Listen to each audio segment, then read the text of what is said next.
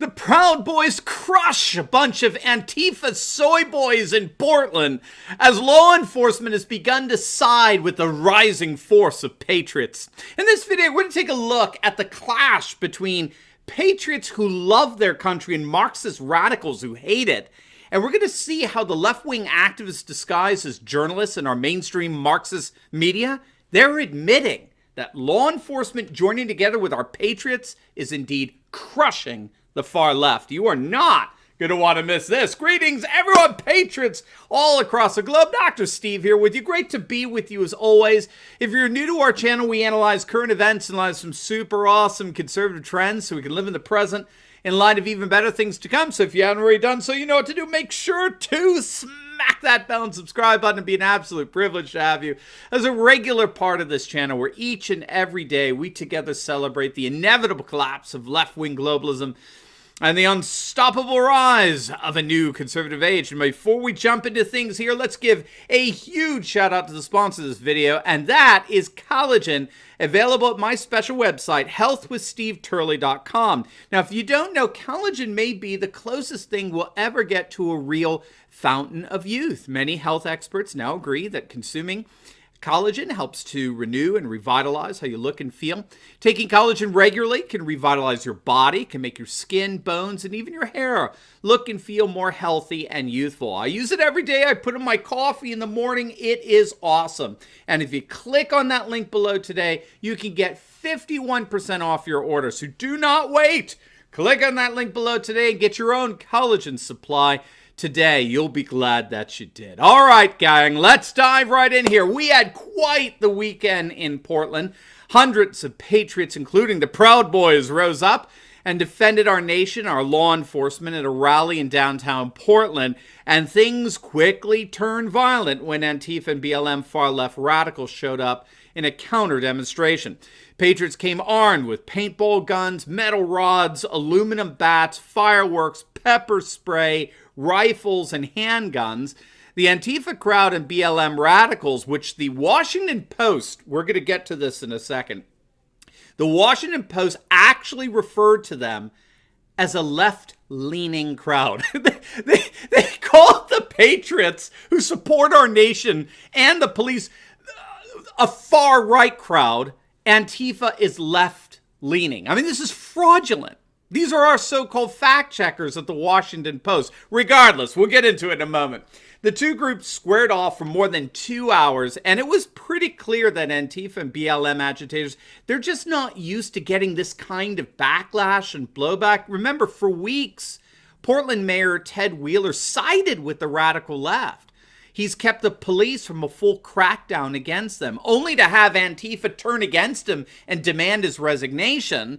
And that's when Wheeler turned on them, and he finally admitted that Antifa was actively attempting to commit murder and trying to burn down a police station with policemen inside the building. And now, unfortunately for this leftist mayor, he has a far-left district attorney turning against him, this guy Mike Schmidt. He's a rabid leftist. He's refusing to prosecute rioters that police arrest, which in turn has prompted the state police, who were recently deployed to make up for the gap left by federal officers.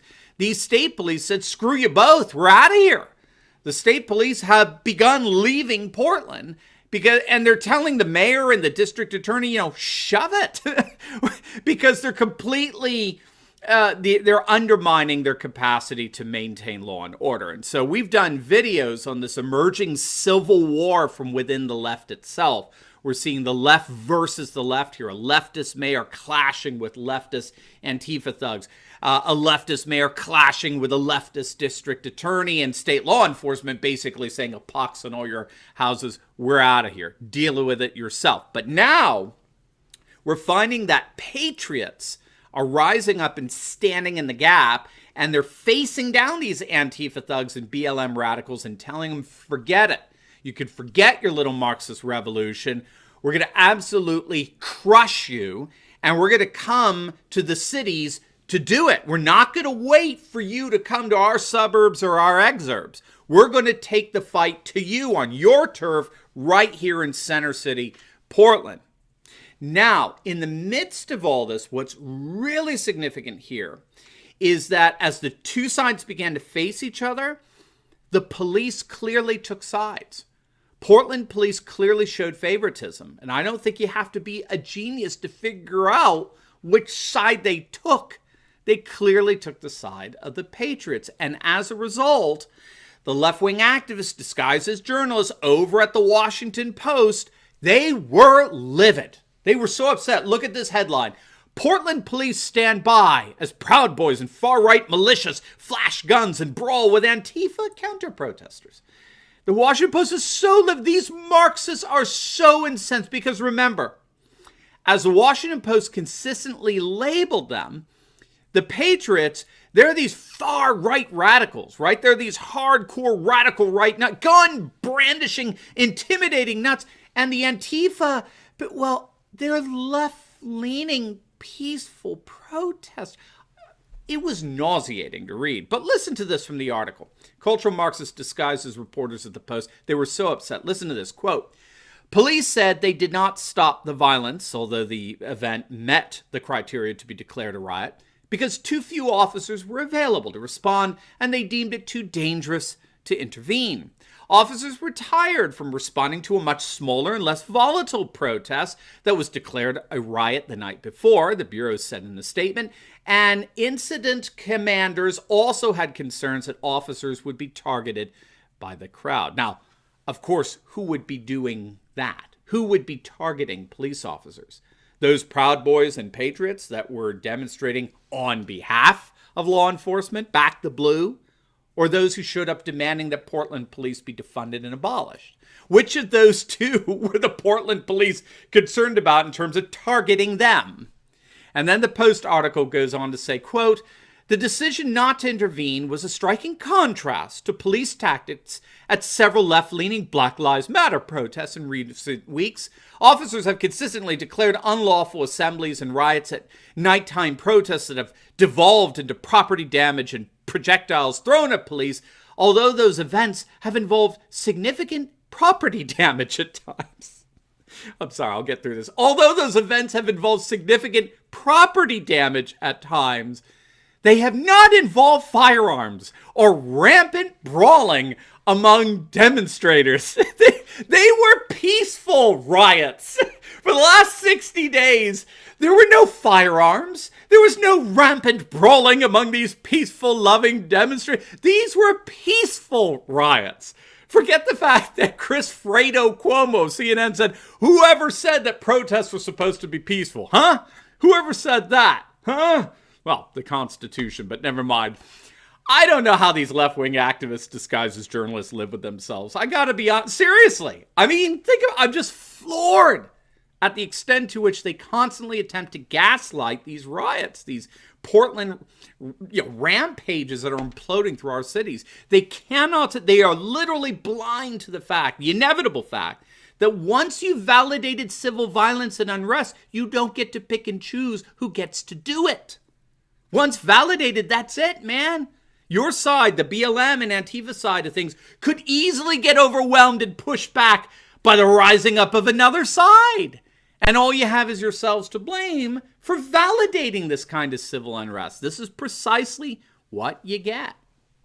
And it goes on. You're going to love this. Check this out again from the same article. Quote, after the far-right groups had cleared out of downtown, members of the left-leaning crowd reconvened in Terry Shrunk Plaza, which is federal property. Federal police declared the gathering an unlawful assembly and drove the protesters out of the plaza, though the crowd had become largely peaceful as the afternoon waned. I mean, it doesn't get better than this. The Patriots left. They eventually left. They humiliated and crushed Antifa and the BLM thugs. So they left. And Antifa and all these other leftist agitators then gathered back together to protest, and the police said, no, go away, go home. They immediately disbanded them. They said, get the hell out of here. Now, what's so fascinating about this Washington Post report is that the only people they interview are from the far left. They capture the injuries that they suffered. at those, getting beaten by those horrible far-right agitators. They communicated the fear and the frustration of these poor protesters who were just simply standing up for social justice and taking a principled stand against systemic racism. It's so odd. I mean, the Washington Post tries to portray this bizarre, sympathetic picture of the very groups that are currently destroying Portland. And so they interview those who were injured in the clash and assaulted by these far-right thugs. They interview other Antifa and BLM activists about what brought them downtown to take a stand. Not a single word, not one word from anyone on the side of the Patriots. Not a single one. So this is why we call them the mainstream Marxist media. They are literally left-wing activists disguised as journalists. And when you have Patriots facing off against the far left, they care only about their far left comrades, right? They're anti-racism activists, right? They're heroes standing up against an irredeemable racist system. Here's what it tells me. The Washington Post has stopped writing for the general public, right? For readers in general.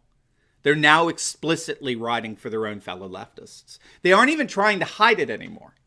They are now so fully immersed in the leftist echo chamber, and they're not even trying in the least to give some semblance of objectivity, right? Anyone with a brain knows that Portland has not been shut down by left-leaning peaceful protesters. Everyone knows it's being shut down by a bunch of far-left Marxist radicals. Everyone knows that. It's just that those on the left view far-left Marxist radicals as mainstream. That's how far left the Washington Post has become. The bigger issue here, of course, is we are indeed seeing a civil war emerge here. Now, we've talked about this a number of times on our other videos, but the civil war that's emerging is highly unconventional, right? It's not a conventional civil war where, the military splits into two different sides or anything like that. It's not a geographic civil war with the North versus the South. It's not an ideological war involving, conservatives versus liberals or the political right versus the political left, formally speaking. Instead, it appears increasingly the case that we are seeing what is in effect a regional conflict between patriots in America versus Marxists in urban America. It's increasingly a cultural conflict between the rural culture versus urban culture.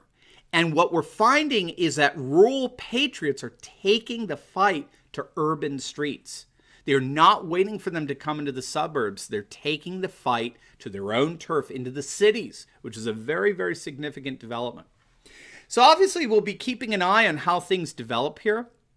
But with law enforcement clearly siding with American patriots, it's becoming increasingly clear that BLM and Antifa agitators don't stand a chance. Now, before you go, make sure to like this video, comment down below, and subscribe to my channel. And you will definitely want to check out my latest video I just uploaded on President Trump soaring to one of his highest approval ratings ever, all the while the Democrats suffered one of the most embarrassing and humiliating weeks imaginable. You are not going to want to miss this. Biden didn't get a bump in the polls, but Trump did. It's amazing. Make sure to click on the link, and I will see you over there. God bless.